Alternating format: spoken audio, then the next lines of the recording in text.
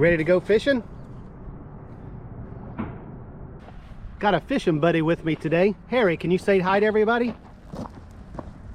And I'm David with Forgotten Coast Fishing.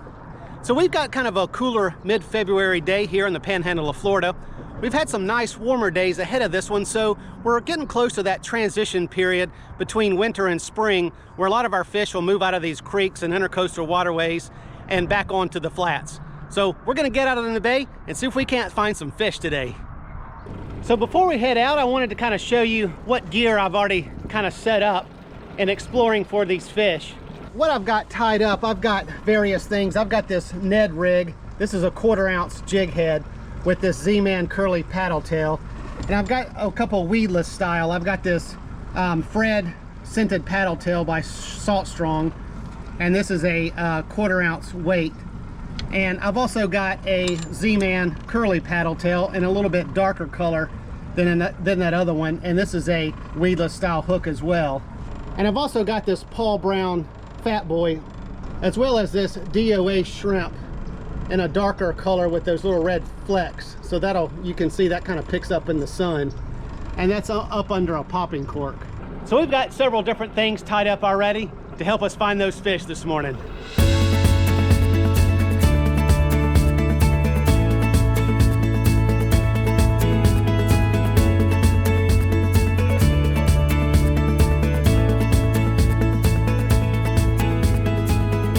All right, so what we're gonna start out with is we're gonna be drifting over these grass flats here.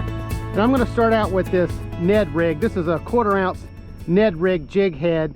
And this is a Z-Man scented curly paddle tail in the pearl color. And this Ned rig, what it does is it makes the jig kind of fall straight down, and it'll stand like that on the bottom.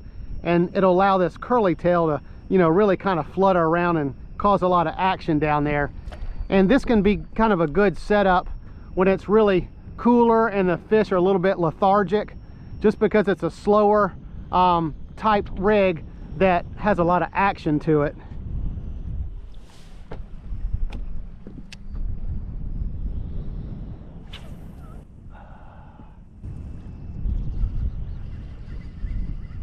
Oh, believe I got him, y'all. All right, first cast. I think we got a trout here, a little one. Yes, sir. Check him out. Oh, he got off. That's okay. He was only about 10 or so inches. But nonetheless, we got a trout on our first cast with this Ned rig here. So that's a good start to the morning. Obviously, it's pretty chilly out here. A lot more chilly than I thought it was going to be. And it's a good bit windy. As you can see, we're clipping along pretty fast, but it's supposed to warm up and the wind's supposed to die down a little bit. But very excited to get a fish on our first cast here. But it just kind of shows you that Ned rig can really be effective in these cooler type of temperatures. And all I'm doing is I'm just trying to let that Ned rig pop up and then fall down and then pop up and fall down. I'm having to kind of constantly reel just because we're drifting so fast. But you don't want to work it too fast. You want to kind of keep it steady. All right, I switched over to an 1/8 ounce jig head. This is still that Ned style, just because I'm in a little bit more shallow water and I need something to kind of sink a little slower.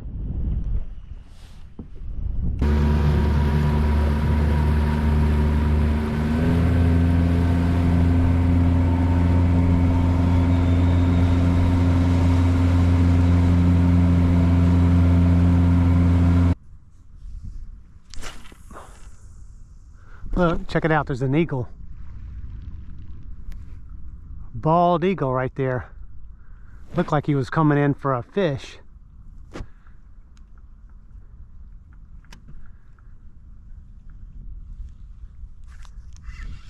Oh, I got him, y'all. I got him. All right. I can't tell what it is, but I came back in, found this hole back here. Oh, it looks like a nice trout. No, a little red, I can't tell. Little trout or nice trout or little redfish. Looks like it's a trout. No, redfish. Redfish. All right. Well, this is what we were kind of hoping to get back here.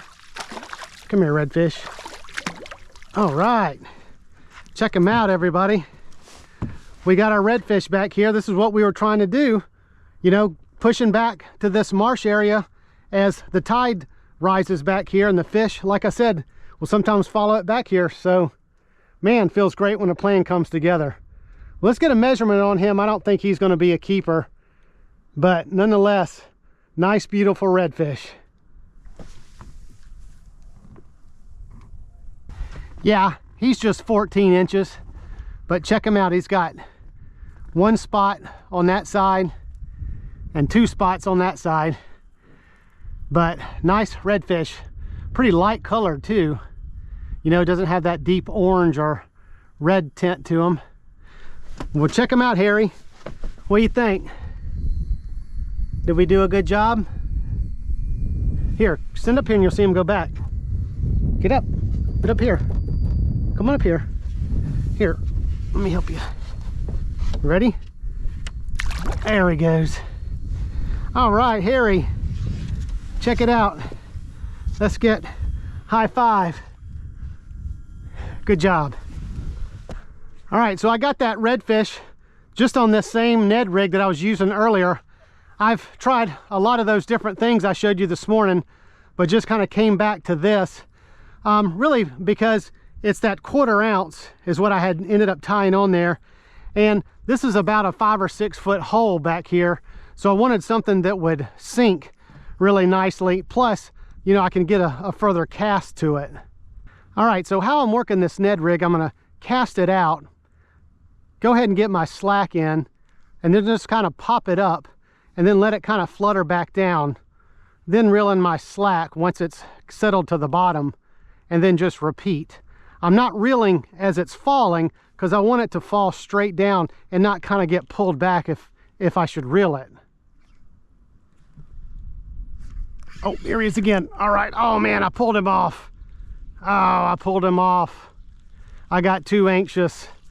Got too anxious and pulled him off the hook. That's okay.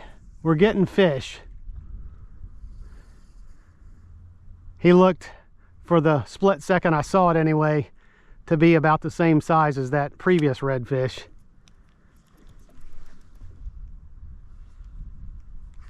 Oh, yeah. He hit it on the way down, and I felt a little bump, and I just let it sit for just another second, just to be sure. And that's exactly what happened. And that's what'll happen. That's the other reason to give that lure some time to fall back down, because most of the time they're going to grab that as it's falling back down. This is a little bit nicer one. All right. All right, just a little bit nicer, but check him out. We'll know if it's the same one by that spot pattern. No, this just has a spot on each side. So, Harry, you're not seeming to get too excited about my redfish over here. It is time for his morning nap. He's still a puppy. Check him out. Check him out.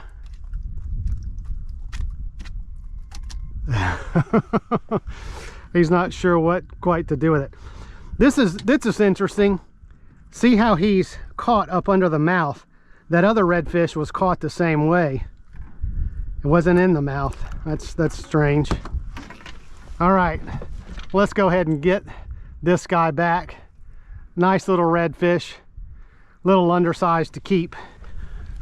There you go, redfish. All right.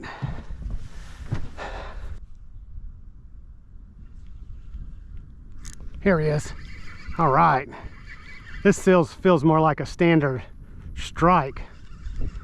Kind of maybe looks like a trout. He's coming to the surface. Well, he was. Let's see, doing a little more head shaking and that kind of thing, more like a trout, but let's see. Now, unfortunately, if it is a keeper trout, we can't keep him because here in my part of Florida, trout are closed during the month of February. No, it's another redfish. All right, not keepers, but fun to catch. Check them out, another little redfish, but like I said, fun to catch back here. There you go, redfish. All right, that redfish bite seems to have died. So let's head back out and see if we can figure out what those trout are doing. Okay, so I moved kind of in a different part of this bay where you can see we've got some grass mixed in with some sand.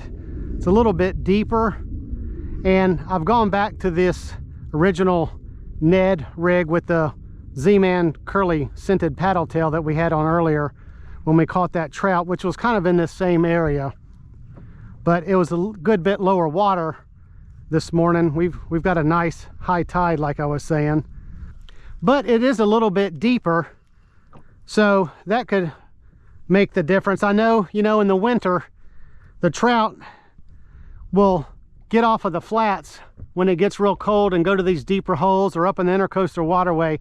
So in the winter it makes it really hard to find them because this bay is really deep for the majority of it. So, you know, it's just really kind of hard to find them in the winter.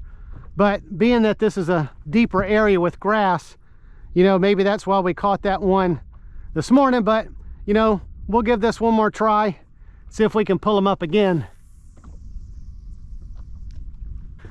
All right, so we didn't get anything on that last drift, so I'm going to go ahead and head on in. But before we do that, I wanted to kind of show you this Ned rig again. This can really be a really nice lure in the winter or when you're really just having a tough time catching fish. And the reason is, like I said earlier, it goes straight down to the bottom and will sit like that. And if you have a curly tail or anything like that, it's really going to kind of have some action kind of on its own. So it works real good in the winter or in slow type fishing situations just because it's slow. And in the winter, when these fish are real cold, they're not going to really dart after something that's really fast. So that's why this Ned rig is going to work really well in the winter, and it did today. I tried several different things today, but this was really the only thing that really caught fish. It caught those redfish as well as that trout this morning. But you can use any type of soft plastic on this jig head that you want to.